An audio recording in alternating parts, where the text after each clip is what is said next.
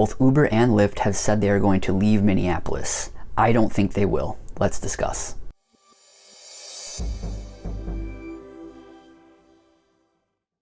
Alright, so a quick overview of what's going on here in Minnesota. Last year, 2 bills passed. One was passed by the Minnesota State Legislature, another was passed by the Minneapolis City Council, and both of those bills included elevated rates for drivers. But both of those bills were vetoed, one by the governor and the other by the mayor. The Minneapolis veto by the mayor could have been overturned, but the council wasn't able to get enough votes to overturn the veto. But they kept the fight going in Minneapolis and recently passed an ordinance. The mayor then vetoed that. Then the council actually overrode the veto. The rates approved in the ordinance are $1.40 per mile and 51 cents per minute. Immediately after the override, both Uber and Lyft said that they will leave. Uber said they're going to leave the entire metro, and Lyft said they're just going to leave Minneapolis. Now, the Minneapolis ordinance was voted on March 7th, a day before a Minnesota state report on driver earnings was released. This report was commissioned by the governor after he vetoed the bill last year. And in the state report, they recommended rates of 89 cents per mile and 49 cents per minute to meet minimum wage, and rates of $1.20 per mile and 49 cents per minute if you factor in other benefits like health insurance and unemployment. And again, the Minneapolis City Council approved rates of $1.40 per mile and 51 cents per minute.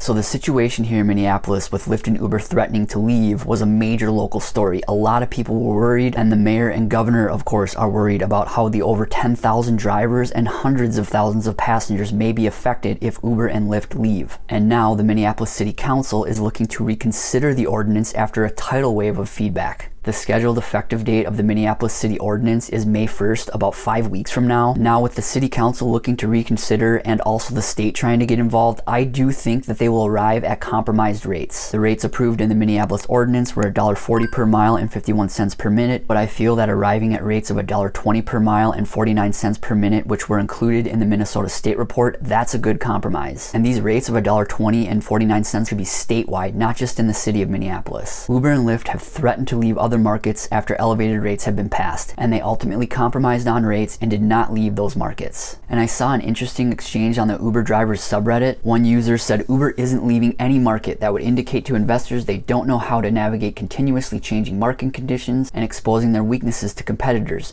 just pressuring the state to submit to Uber's control. A user replied, "Don't be so sure about this. While I don't think they leave New York City or DC, they might leave smaller cities. They could, and that would just put a nail in the coffin that Uber can't operate as a 21st century business, but a backward medieval serfdom model. Regulators from other states would be holding that to hang on Uber." Uber is a backward medieval serfdom model. They're just struggling to keep the curtain over everything now. There's a reason cab companies never became multinational, publicly traded companies before Uber and Lyft. There's simply not enough money to make drivers happy, employees happy, investors happy, and shareholders happy. I also saw a couple of tweets by Minneapolis Council member Robin Wansley. She tweeted, "Why are Uber and Lyft prices going up so dramatically? A new study of 1 billion rides in New York City and Chicago by Power Switch Action shows that pressure from investors to increase earnings means rideshare companies are jacking up prices while reducing driver earnings. For all its claims of disruption, Uber is playing a familiar game, squeezing all of us to pay Wall Street and using tactics that pit drivers against riders, like claiming that giving drivers decent pay will cause massive customer fare increases."